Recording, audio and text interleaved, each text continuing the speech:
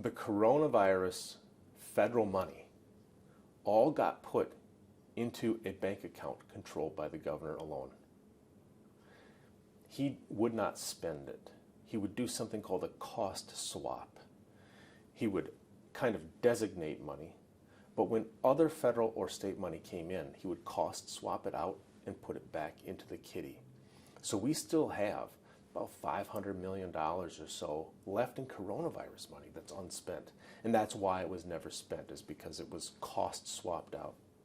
During that time period, interest was accumulating on that corpus. Right now there's $170 million that he refuses to turn over to the Treasury, and it's contrary to law. It's actually a misdemeanor, and he's personally responsible for any deficiency. And he has failed to turn it over, refused to turn it over actually. And we've just been monitoring it for over a year. And we'll see. This is the budget cycle, and we'll see what he wants to do with that 170. But if he doesn't turn over that $170 million in interest, there's a big problem. There's some great people that are doing really good work. As the idea that we have a village and a township working together to fix the road, and they're doing a great job. They're smart people that are caring about the folks that are working here and living here. So I'd be glad to answer any questions, but I will tell you, the work that we're doing with this agriculture roads project is really something we should all be proud of. As I said before, it's a Republican-Democrat issue. We put money together. People they compete for that money so that they can fix their roads.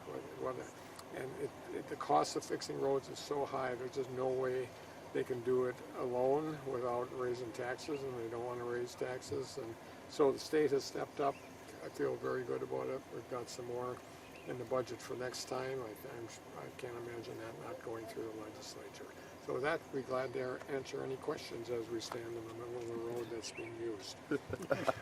Well, Governor, I apologize, a little unrelated, not to take away from here, but former State Senator Eric Wimberger, a little north of here in Oconto, he's been pressing pretty hard about unspent COVID relief dollars that were given from the federal government that have been sitting in an account and have accrued, according to the Legislative Audit Bureau, up to $170 million, and he really wants that to get back to the state's general operating fund. Can you talk about that at all? Yeah, we have a difference of opinion there. That money is money that the administration, that it came from money that the administration used for various projects, even things like this, and what money has accrued as a result of that money. That will remain with us. We believe strongly that that's already been litigated and done, and so that's what we're going to do. But we still have projects that are left from that pot of money, and so we have to wait till that's done to really understand how much of that money is ready to go out the door for another purpose. Governor, there's been at least one person that's declared that they're running for governor next year now, so I'm wondering when we might get a comment from you or when a decision from you on that. Well, the decision for me, as I said all along, is going to be after the budget.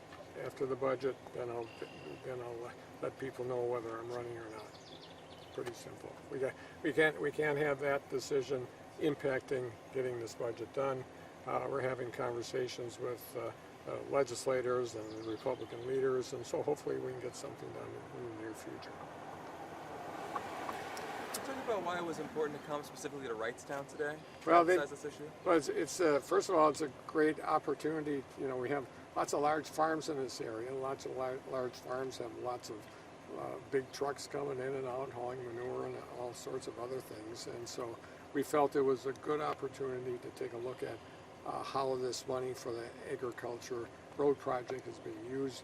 I've seen it in timber areas in the state of Wisconsin and smaller, when it's smaller farms. This is a good example of lots of large farms with lots of trucks going. So that's why we're here. It's a beautiful part of the state.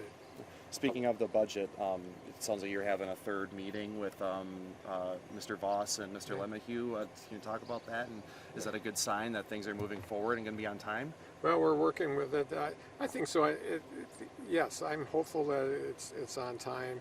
We've got a long way to go, but I feel confident that people are being honest with each other, and hopefully we'll get it done. It reminds me of last time where, the Joint Finance Committee threw everything out, but then kept some things, and at the end of the day we came to conclusions, and we're a purple state. Everybody should have an opportunity to weigh in, and that's what we're doing. Last question? A couple of lawmakers in Green Bay, Brown County, held a news conference, bipartisan. They're requesting more money for courts,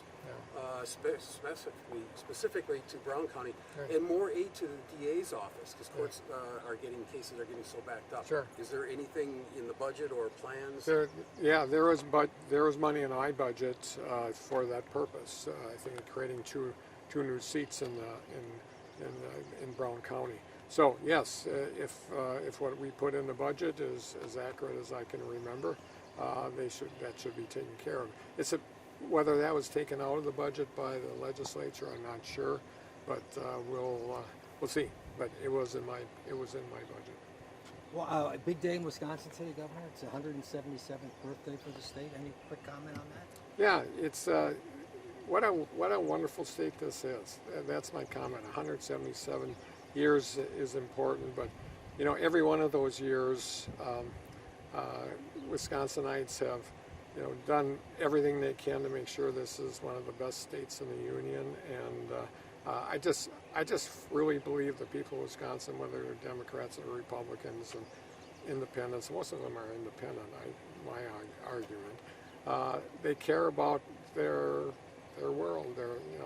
They take we have lots of things that we can be proud of in the state of Wisconsin. And as you can see, this is a good example of small government working with the state government, and it takes a lot of hard work, but we have a great state, and the way we've had it put together over those 177 years has been a real honor.